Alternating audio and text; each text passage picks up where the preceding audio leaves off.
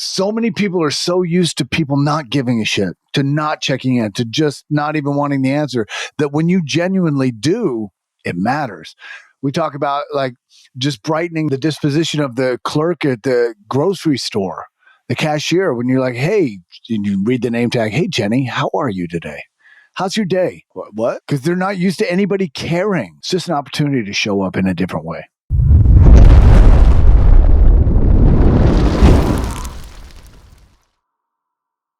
And welcome back. Welcome to the Ignite the King podcast. We are ready to bring it today on some really important work. We base our entire program on, right? And the four core masculine archetypes, that's what we're going to be diving into today and giving you a real high-level overview of these. All right. Before we do that, Michael Diamond, yes, how sir. are you? Thank you for asking, brother. I appreciate that. I'm good. I feel fired up. We have one of our immersions coming up in a couple weeks, and I feel the energy of that building as it usually does at this time, and I'm excited. How are you, G. Russell Reynolds? I'm fine. Well, if you caught our last episode, you'll know what FINE stands for. Yeah, that's a setup, man. It's a joke. That's not really my answer. And honestly, the reason I'm doing that is, how often do we ask that question, how are you? Or how you doing? And we don't really want the answer. Like, people just do it as a courtesy, but not a real inquiry. Yeah. And if somebody answers, I'm fine. Again, what was the acronym for FINE? Fucked up, irrational, neurotic, and emotional. They're anything but. So how would you respond to that? Or Don't they're in a trance. They're in a trance. Yeah, they're in a trance. Yeah. So something Michael could say is, tell me more. Right? Yeah. And give me an opportunity to elaborate. And if I'm still not coming clean with it, what's challenging you right now? If you really care about this person, you really want to know. And this is the thing. So many people are so used to people not giving a shit, to not checking in, to just not even wanting the answer, cursory, that when you genuinely do, it matters. We talk about like just brightening the disposition of the clerk at the grocery store, the cashier, when you're like, hey, you read the name tag, hey, Jenny, how are you today? How's your day? What? Because they're not used to anybody caring. Right. So it's just an opportunity to show up in a different way.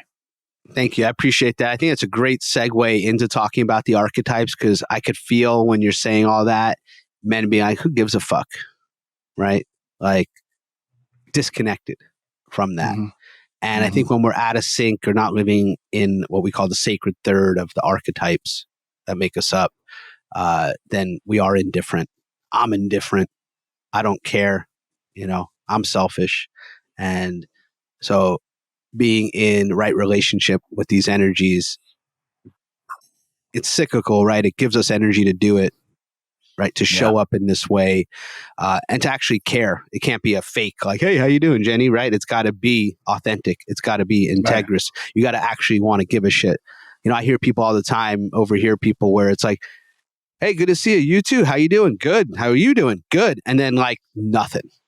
Right. And it's literally like a script that they're reading, and then that's it.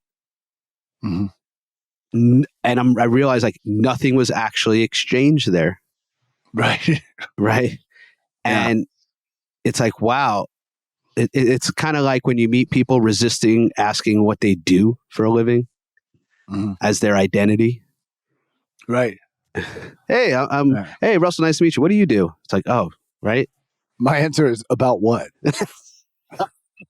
Which is a perfect answer coming from you. I love that. Hide the bodies. What? I mean, I love that. Well, thank you for asking. You know what I realized in that? It's such a pattern interrupt. Mm-hmm. Here I was ready to rock and roll on this podcast, and where you're like, wait a minute, how are you? Fuck. Come on, man. Don't do that to me right now.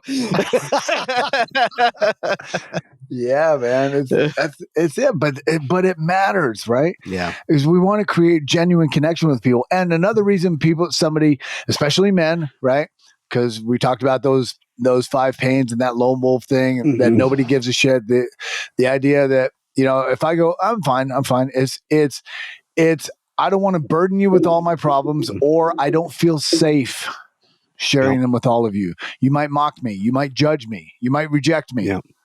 So my question to you men listening is, are you showing up for people in a way that they do feel safe? Are you showing up as a sanctuary and a sea of not give a shit? Another question could be, have you ever experienced someone showing up for you that way? It might be also a totally foreign experience for someone that's never had it. Yeah. Like, I don't even know what that looks like to have someone actually genuinely care to hear what I have to say.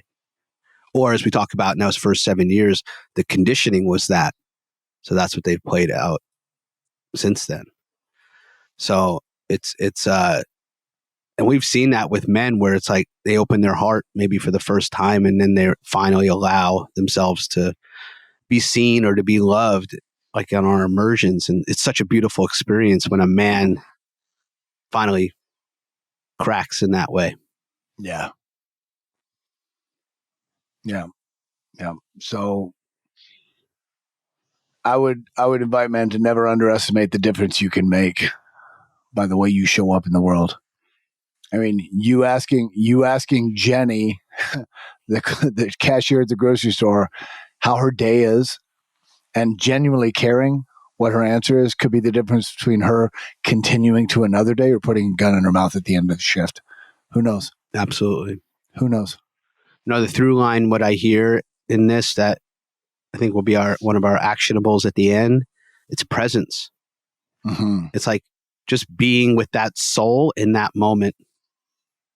I mean, how many times, Russell, have you had those moments, whether it was a cashier, just anyone civilian you have an interaction with, and it actually opens up and turns in, it's not just a transaction. Like somehow I think about the man you met in the airport with his grandson who had the matching shirts, right? And you saw his shirt and it was about being a great grandpa or whatever it was. And you just connected with him. And all of a sudden we're on a call with him to come to an immersion because he's like, I want to do men's work. And, I've been looking for someone and this and that. So you just never know how, when you open those things up, where they're going to go. Like that's the how, right? That's the universe sort of unfolding. Okay, I'm obviously being led here. Something for me here. Follow that. I like to call, or we like to say, the golden thread. Like keep following it. So, right. Yeah. Yeah. I remember, his, and I'm blanking on his grandson's name right now, but his grandson sitting next to him, and it said, like Jaden or whatever his name was, is my BFF. Right. On Grandpa's t-shirt. And I was just like, man, that's amazing. And I'm like that child. And I spoke to him. And when I did, I spoke to him from a place of authenticity and vulnerability. Because again, most guys are like, oh, I got to appear tough. I got to, right, dude. In an airport, no less, right?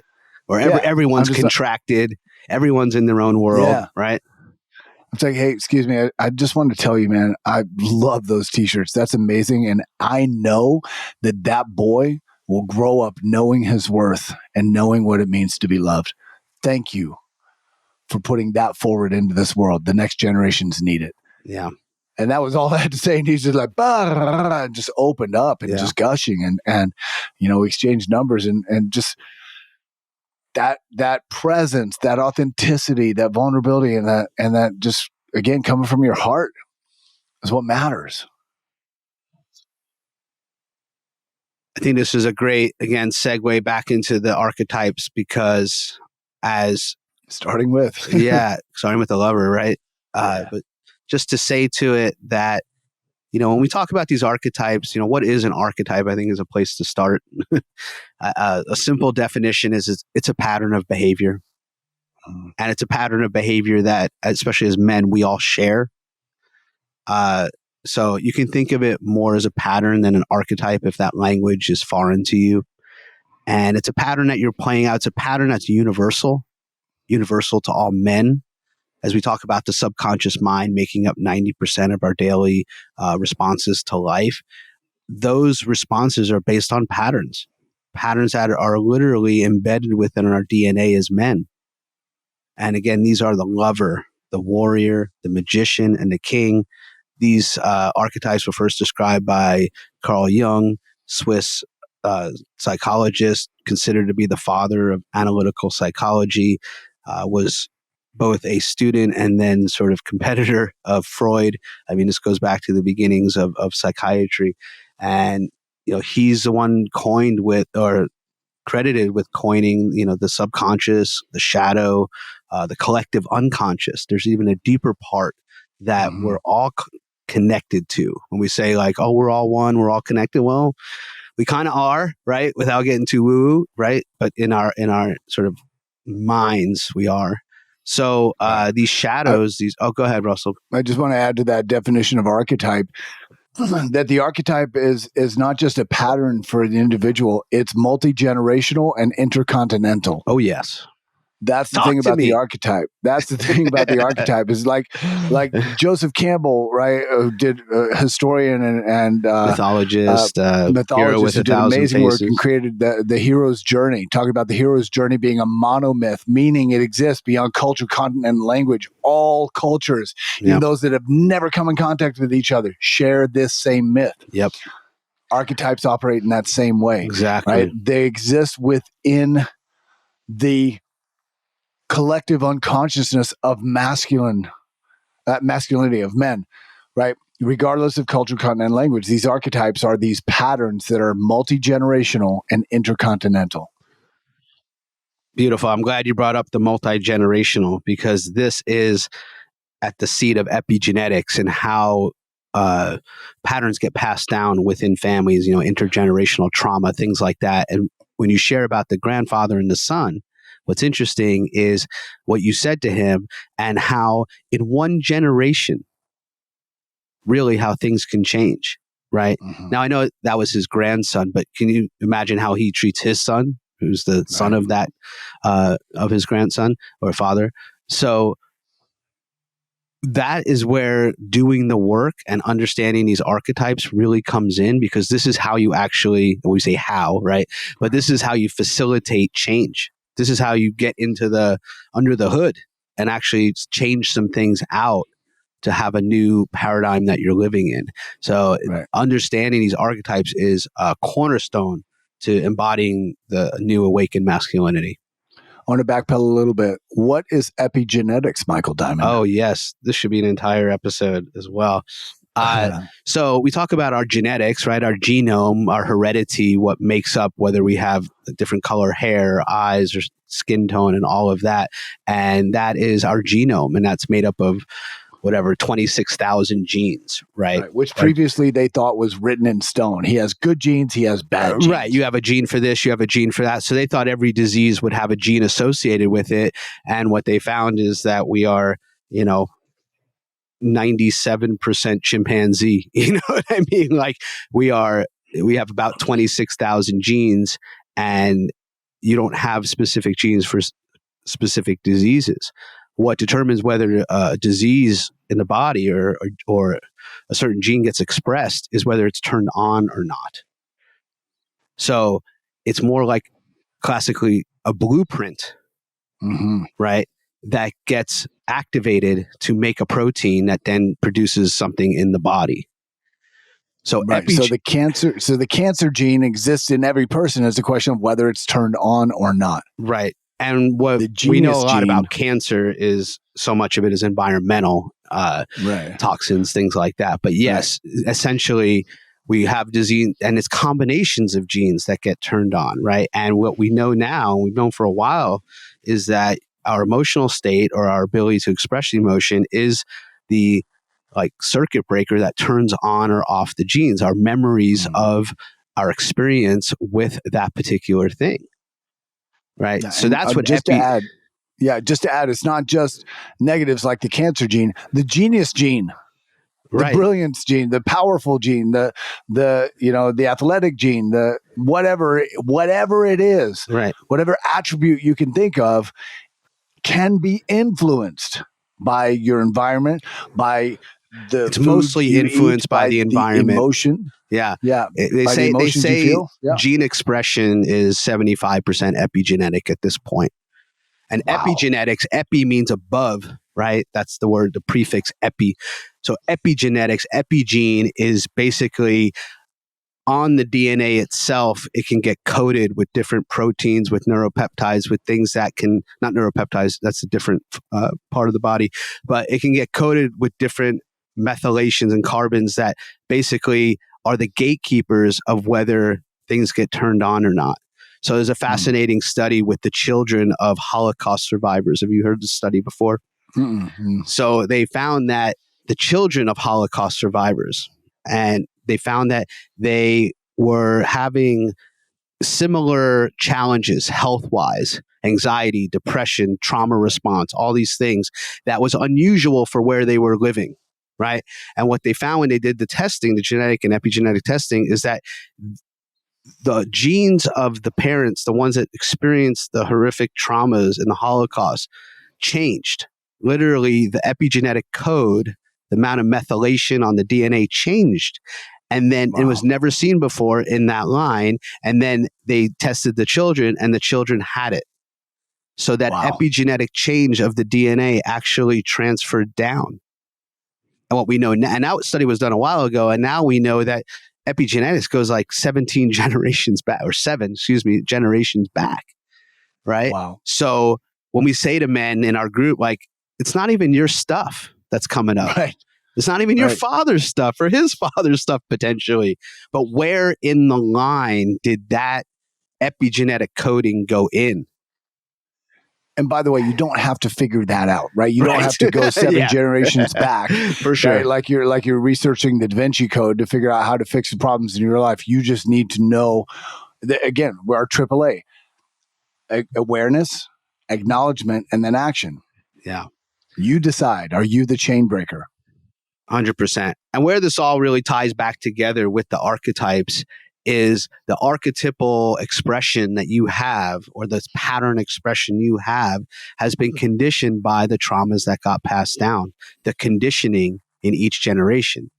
So again, where our conscious focus and attention can dictate our conscious mind, we have the ability to direct literally down to what gene gets turned on and off. What you're, like we said, and I think you quoted earlier, it ran in my family till it ran into me, and how in one generation, how much things can change. That's why we know the potency of this work. So getting to know these archetypal energies, and we wanted to also, we're men, we wanted to keep it simple. There's 4 archetypes. Like, let's just be straight up. There's 4 things.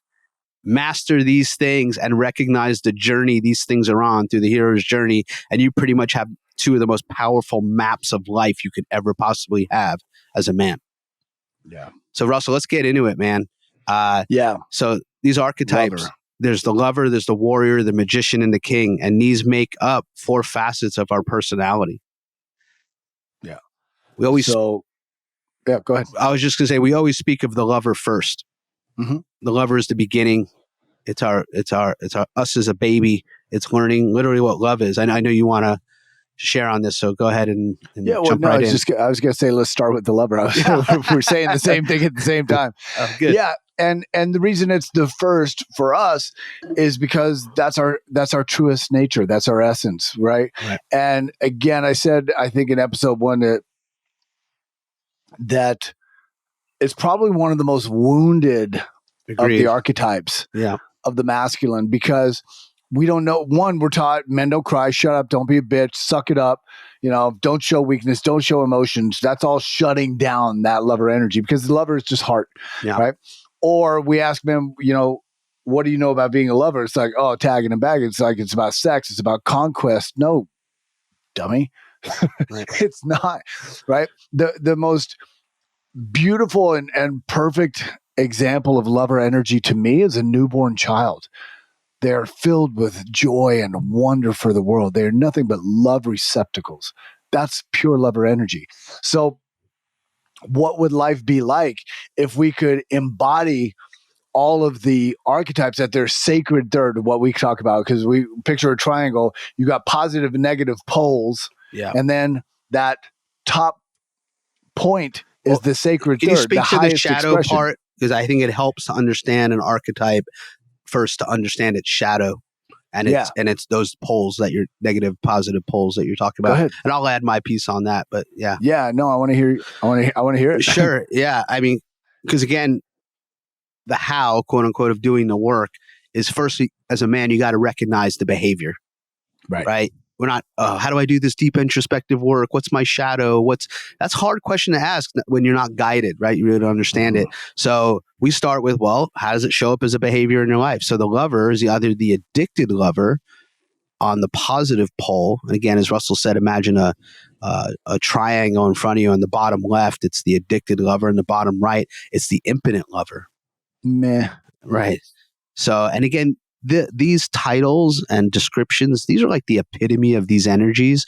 It's a range, right? Sure. So you're not this thing, like some men might be like, I'm not impotent, I'm not going to, like, so just again, one, be honest with yourself. And two, these are the epitome of these energies. So the addicted lover, this is like the shiny object syndrome, the guy that's just like always looking for as Russell said, the next conquest, the next deal, the next success. This is often associated with alcohol, drug use, pornography, prostitution, our vices, gambling, right?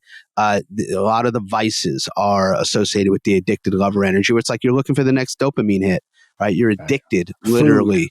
Food, huge one. And again, a lover also is what's connected to our primal energy, our bio life force energy. Yeah. So Russ talked about the newborn baby. All a baby is life force, right? They aren't even emotional brain yet. So the lover is how we take care of ourselves. And obviously those addicted behaviors are destructive. Of course, our physical health, also our emotional health. We've seen this is a big challenge in relationships for sure. And then on the other end of that is the impotent lover, as Russell said, meh, right? Just listless, no energy, impotent, and taking no responsibility, abdicating their energy to others, and just, kind of being like energy neutral and who gives a shit. So that would be the real, like, just epitome of those sort of polar opposites. Feeling powerless. Right. So, and all these are signs that lover energy never matured or is traumatized somehow. So the process now is just to recognize, again, honesty, just awareness in your own self-growth. Which one do I tend to? Assuming you have the shadow somewhere, right? Let's just make that assumption here. Where do you tend to? Do you tend toward the addicted lover? Do you tend toward the impotent lover? And as we go through these archetypes, you might find a pattern that, oh, wow, I tend toward more the positive pole of all the archetypes or the negative pole, right? So this ultimately comes down to a regulation of how you use your energy, to what Russell called the sacred third, which is the natural expression of these archetypes. I'll end with this, and I want to hear you, Russell, is we had a man ask us about, like, well, what does that sacred third really look like? How do I know, if I'm doing it right? How do I get to it? And we said, there's nothing to get to. You're just peeling away the shadow. And then who you really are is what there is, right? Yeah, the sacred third is your natural state of being. It's your natural state. Exactly. It's your innate expression of that archetype. It's meant to be expressed. It's all the conditioning and shutdown and mass and pain and trauma that you've worn over it, that so much of the work is just pulling off. Right. Yeah. And I'll just say on those two negative poles, it's not either or. It's often a combination of. Here's a great example. You hypothetically arguing with your woman, you don't Never feel happens.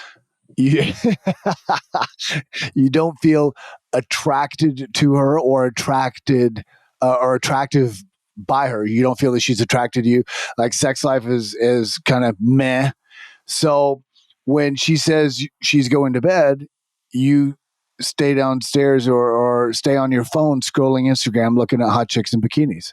That's the addicted lover, because the impotent lover feels so powerless. You don't know how to fix it.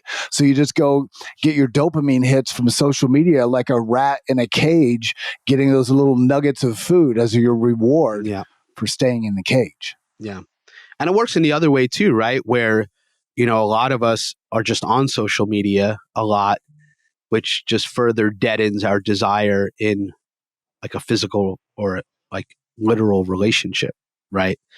It's like just you almost feel like I could have this visual of the phone, just that blue light literally just like sucking the energy out of my field and my like pineal gland, and just like, it's like withering away, like that scene in Moana when, the heart of Te gets pulled out and the place withers down to nothing and dies. It almost feels like the phones, the technology is doing that, Right.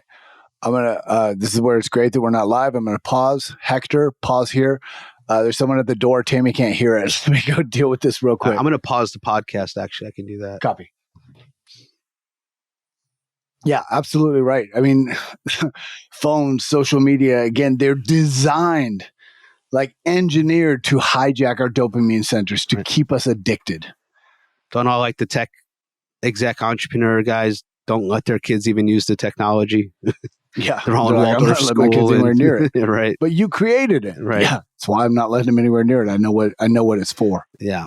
So the technology absolutely preys on the vulnerabilities of the lover archetype. Sadly, I hear now how because of the proliferation of pornography, how there's just no intimacy in relationships, especially at a young age, where kids don't even kiss anymore. Men and boys just expect blowjobs. It's like there's just no actual intimate connection. Yeah. So it's, and again, those images especially are just so intense, right? And we really don't, and frankly, just the industry it kind of plugs into, and all the energies of that, that's a whole rabbit hole I believe we can go down. But to say that the lover energy, as you said, is the most, how did you say it? The wounded, yeah, and abused. Yeah. Right. I think, I know obviously this is a men's podcast, but just to give the feminine perspective for a moment, I think it's helpful for men to really get the experience of the feminine and women. So again, just to bring in that feminine perspective, women have been at the receiving end of so much of this addicted lover energy and the abuse that is associated with it.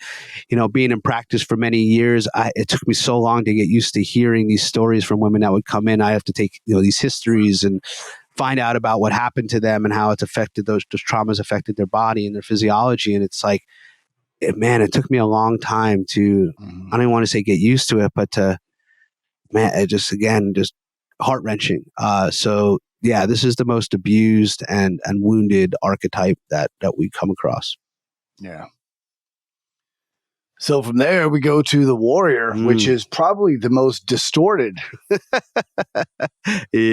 archetype, the most misinformed. And again, that warrior energy goes into that hard ass, men don't cry, men don't feel, right? Win at all costs, crush your enemies, which I kind of like that part, but they're not all bad, right? right. And it's this, it's the distortion, in my judgment, the distortion of the warrior archetype that has led to this movement and belief system that masculinity itself is toxic. They talk about, this machismo, this toxic masculinity. Right. And I want to be real clear. I'll die on this hill. Masculinity is not toxic. In fact, it's the absence of awakened masculinity that is toxic. The prisons are filled with men from fatherless homes. Yep. It's the absence of masculinity that's the problem. And we talk about awakened masculinity because there's this misperception that to be a masculine man, you don't feel, you're a womanizer, you just beat people's asses for no apparent reason. That's not masculinity. Right. That's some need for psychological help, but that's not what masculinity is about. So the warrior, again, I said it before, to me is a spiritual path. Well, the warrior is the most coveted role in a culture for hundreds of years, thousands. Yeah, thousands of years. Yeah. And, warriors were respected. They kept the peace. Right. Like police officers are called peace officers. Right.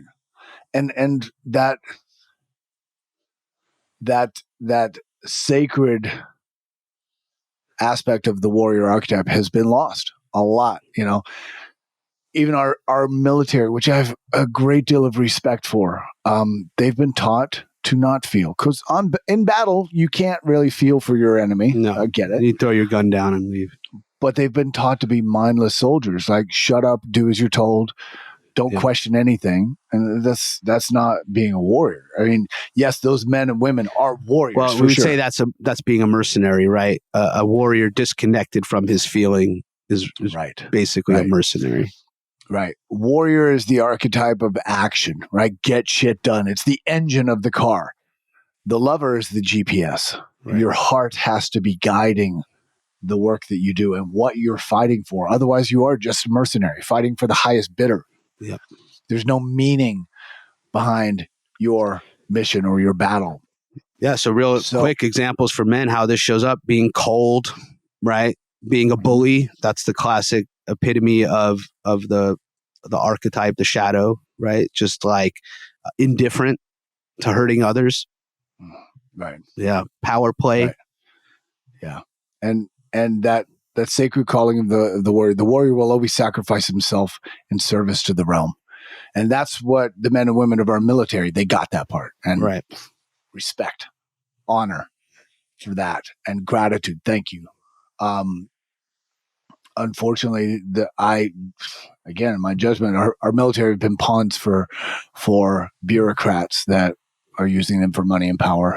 And we're not fighting for what we think we're fighting for. But let's take it away from military and back to a personal level.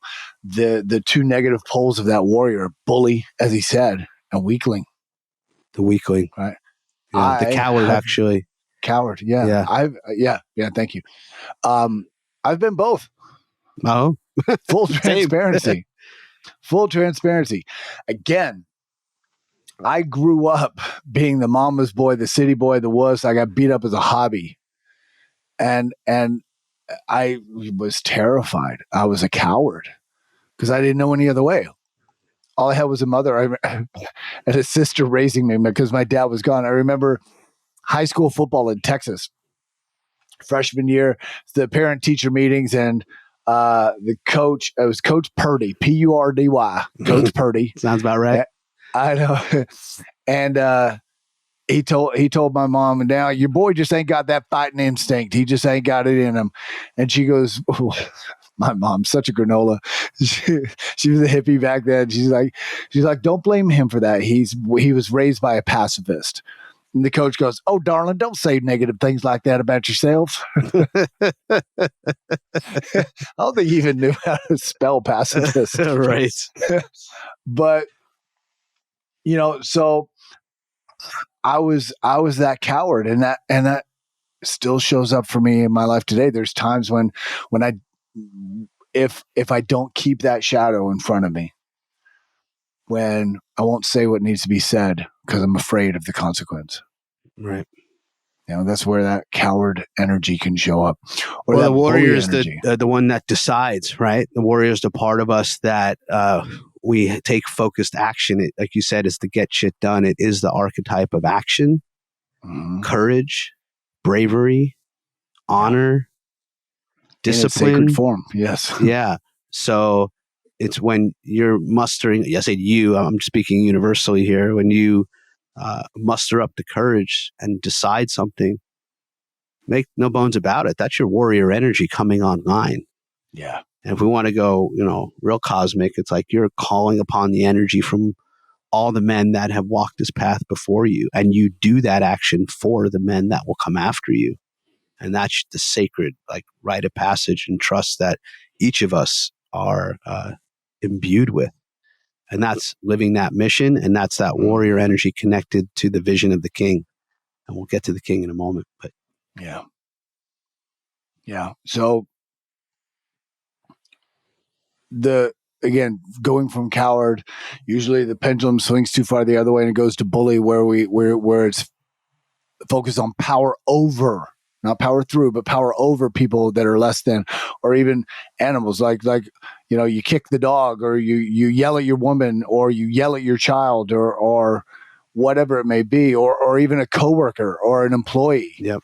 Right, because you feel that you have power over them. So, and I know, Michael, you had an experience with one of your employees back in Marin. I remember you telling me about. Yeah, it was definitely running that coward bully energy where at home I was being one way and didn't show up in my power. But when I was in my office and I had an assistant and there was that power dynamic, I was able to exert that shadow power over her because I felt weak in another situation. And that was both unfair to that person and didn't actually address the problem. Right. And I'm grateful for that person because we had an amazing working relationship where we pressed these others buttons in just exactly the right way. We were, as we say, each other's medicine. And she was a powerful woman that would hold that mirror up to me. And I learned in that relationship. But I definitely know how that can show up. And, we talk about being a warrior in the boardroom, but not in the bedroom, being able to kick ass in the conference room, but you can't deal with a talk with your wife.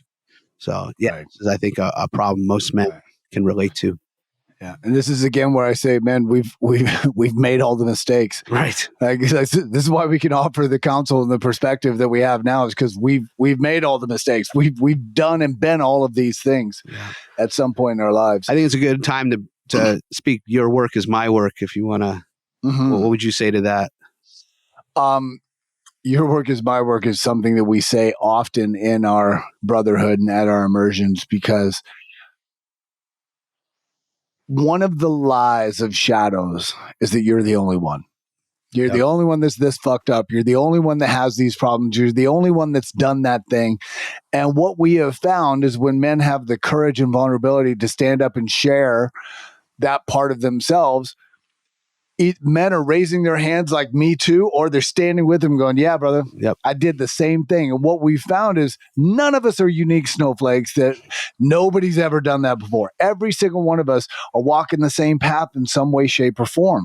Like, we've all done it. So your work is my work is like, take our pain, take our experience, and take the gift and the lesson from it so you don't have to experience it yourself. Either you can relate to it, like, yeah, I've been there too, or you can trust me when I say that the orange burner is hot on the stove as my hand is blistering. You don't have to touch it too to find out. Right. That's a great way to put it. I as you men listening and continue to listen will find out, and Russell knows, I always like to bring things in through the scientific and metaphysical lens, right? And when another man does his work and you're in witness of that, that is getting the gift without having to have the wound. That is that man unbinding that energy and you getting to tap into that and have your system learn. Because whether you experienced or not, if you can get the codes of that, you don't have to have that experience to get that lesson. And in a collective and in a community, in a group, in our brotherhood, we pretty much cover the gamut. So everyone does their work, brings their piece, but you get to onboard the codes from everyone. That's why community, one of the reasons why community and doing the work together is so important. Right. Well, you're talking codes and metaphysics. That seems like a great segue for you to jump into the magician archetype. Not even on purpose. Yeah. Well, to keep in our theme, I think the magician is the most misunderstood of the archetypes, or unknown of the archetypes. Just by its very nature, it's not in the physical realm. So you can't see it. So it makes it confusing for men to be like, well, what is the magician energy? And again, to learn an archetype, it's often better to look at the shadows of it. And the shadow of the magician is the trickster, the one that takes advantage, the one that manipulates, uses information against people. The magician is the archetype of information. We actually, in our current, as you love that I use this word zeitgeist, which means of the times. That's what the word zeitgeist means, like what's happening right now of the times. The current zeitgeist is that we are in the age of the magician. We are in the age of information, the information age. It's not And real. with that It's misinformation, whatever. Yeah. Truth, yeah. alternative facts, whatever it may be. It's like, man, right? That's a perfect example of how information is being manipulated. Is what you see really what you see? I mean, look at artificial intelligence now. It's only going to get better. Half of what you see on the internet is probably not even what you're really seeing. So the magician is about being able to see the field, to tap in to what's going on beyond the form. The magician, you think I always give the example of the light spectrum. When we think of the bandwidths of light, if you gamma rays, your X rays, all your different frequencies of light, visible light on that spectrum is actually a fraction of what the spectrum actually is. Mm-hmm. Very small. So what we see with our naked eye is, like classic example, I get my cell phone out and call you. I don't see the cell phone radiation frequencies going. Right? It shoots to a satellite in space and back down. You could be standing right next to me. It's doing that. Right? It hits a tower, goes up to space, comes back down, and it's happening instantaneously. Like, can you explain that? Yeah. Right. So my point with all of that unseen. is the magician energy, it's unseen. There's a certain level of just trust and knowing that that's what's happening. So anytime we're tapping into intention or synchronicity or anything where you can't really explain it, again, with the mind, we're tapping into the realm of the magician.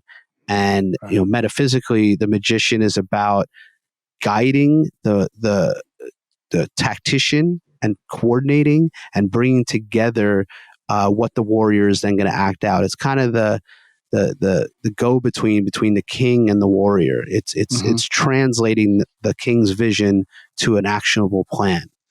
Go ahead. Right. And now I've got a couple of points. One, you just create another one. Yeah, and let's look at the Legend of Camelot. It was Merlin whispering in the ear of the king. Right. It was Merlin was informing Arthur what to do. Right. The warriors then carry out that directive, that mission in battle. And if you look at Lord of the Rings, right, there was Wormtongue, who was the shadow magician whispering in the ear of the king, filling him with misinformation to weaken him and eventually dethrone him. Yeah. So that magician energy, again, can show up in shadow form or in that sacred form. And, when you were talking about the different energy rays and levels and forces unseen, I talk about situational awareness and self-defense and listening to your instincts. And good point. I personally believe our instincts are our comm link with God. That's a direct line, our cell phone to the divine. If you want to put it in scientific terms, and Michael, you probably know the exact numbers on this. I don't. The subconscious mind is aware of something like 40 billion bits of information per second, while the conscious mind receives only 40. And I'm making those numbers up as something along those lines. Right. So when your instincts go off, those spider senses go off, that's information from that 40 billion bits of information coming to your conscious mind going, hey, pay attention, something's wrong. Right. So that magician energy, when we can tap into that sacred aspect of it, is just the awareness of the higher or broader plane of information. Exactly. It's not black or white, this or that lower mental. We get into that higher mental where there's a whole realm of possibilities, and it's tapping into that consciousness. That's the magician energy. Absolutely. Possibility is a great word for it because you see the field, you see the bigger picture, you see what's really going on. You're seeing 3 moves ahead. Right? Yeah, the whole chessboard, not just that one square. You're not playing checkers, you're playing chess, right? Yeah. So exactly. And the just to make sure we cover it, the other side of this whole thing, like with the trickster and the manipulation and that energy and again, those of you that are business owners, entrepreneurs, sales guys, man, how much fuckery goes on in business deals and a lot of this so funnily enough, the shadow magician is actually one of the most prevalent archetypes, shadow archetypes that expresses itself. I mean, you look at what's going on with our government and just these proxy wars, and I mean, fucking the list goes on. Don't get me started. Let the bodies hit the floor. Let the Don't bodies get me started. So I mean, just as I mean, fuck the last 4 years. I mean, just it's so bad, right? Yeah. So this is all shadow magician. But again, the other side of that is what we call the innocent one, where it brings in that energy of indifference, but it's really like, it's like that damsel in distress where it's like, oh, who, poor me? Oh yeah, please help me. But you're just kind of like, you know what you're doing, but you abdicate all your responsibility to what's actually happening. Yeah. Willful ignorance. Thank you. Yeah. Yeah. Indifferent. Yeah. La, la, la. I don't see anything. I'm innocent. La, la, la, la. And you keep your blinders on, but you know what's happening. Yeah. You know what you're doing. And classically, and I could definitely take ownership to this, how this will show up in your relationship is being passive aggressive. Mm-hmm. Sideways judgments, knocking people down, like knowing right where to put the fucking dagger in. Oh, I didn't know. You knew exactly what you were doing. Right.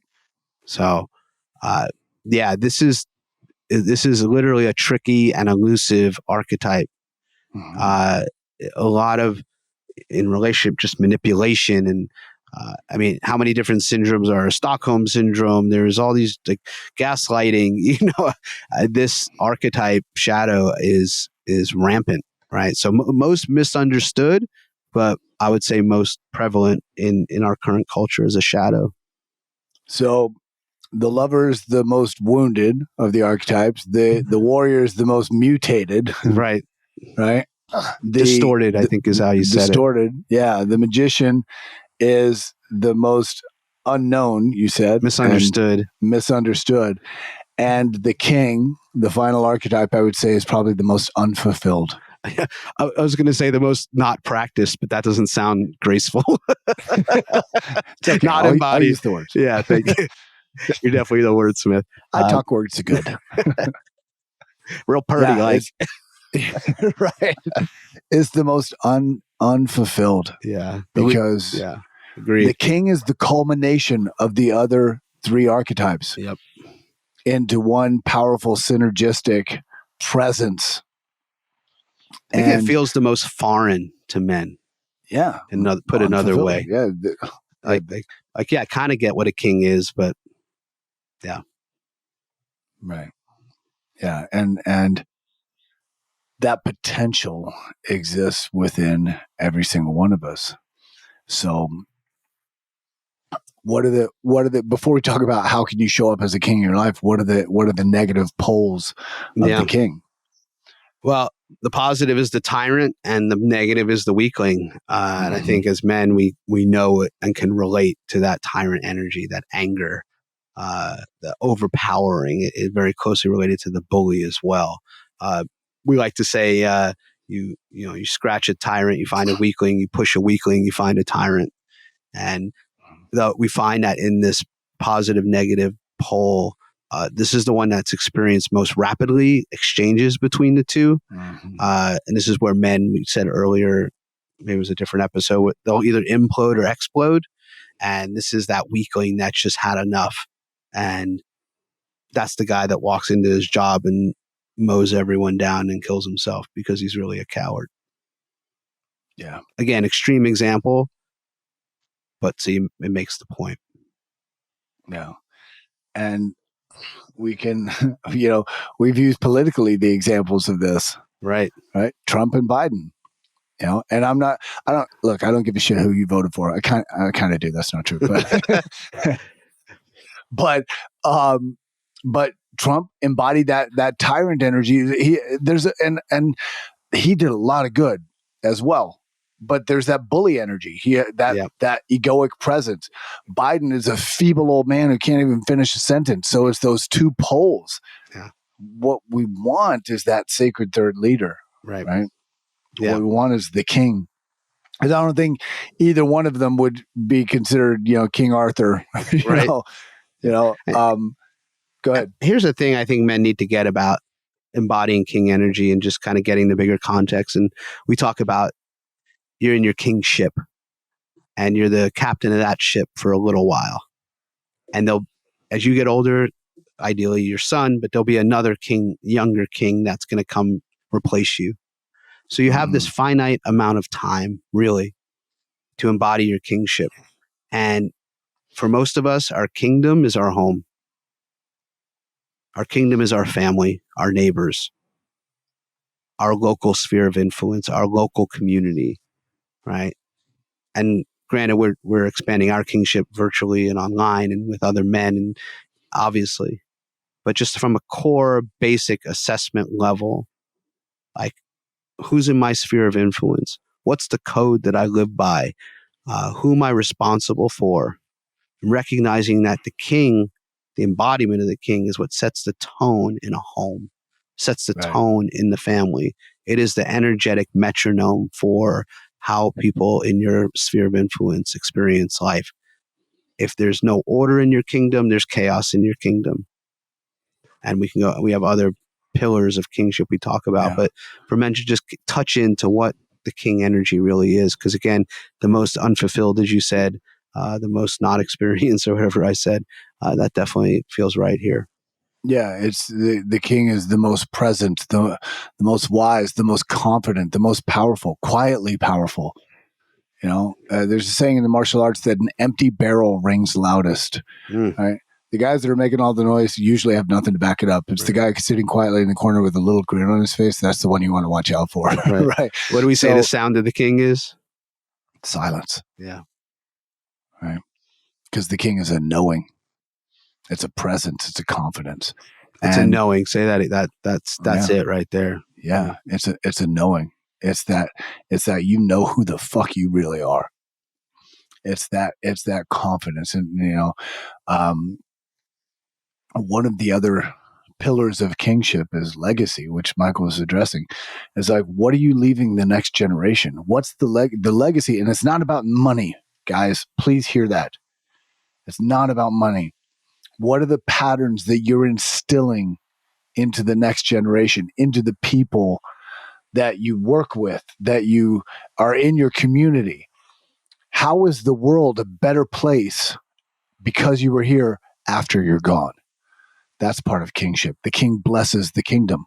Yep. The king blesses the land. And if he doesn't, he's probably a tyrant. So how can you show up with that energy?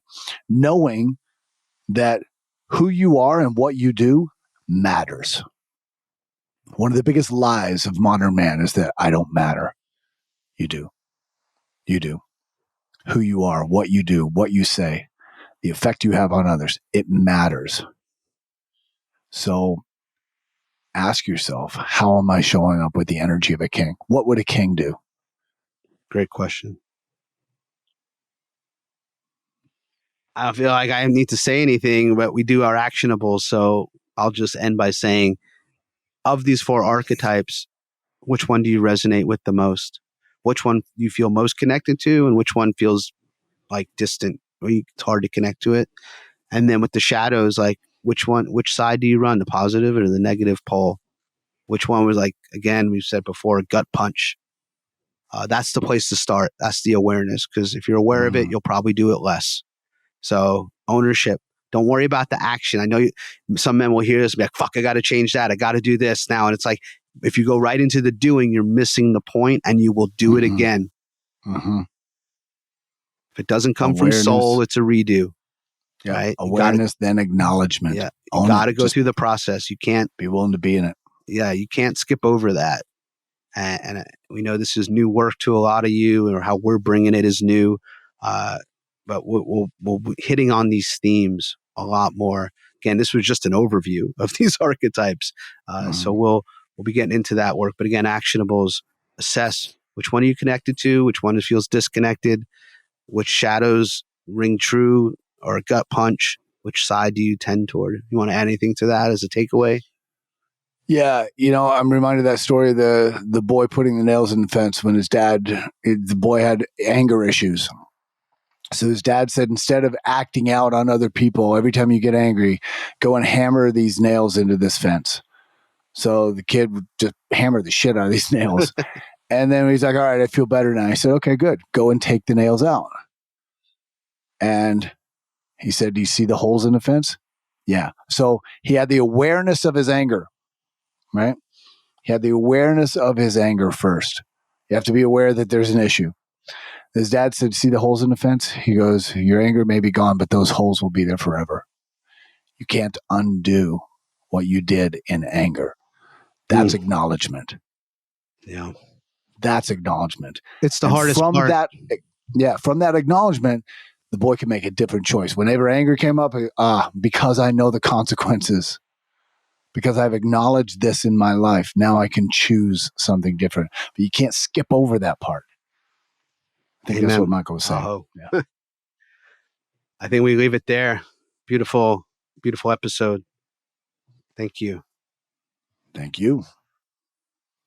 Have a good one, men. Keep doing the work.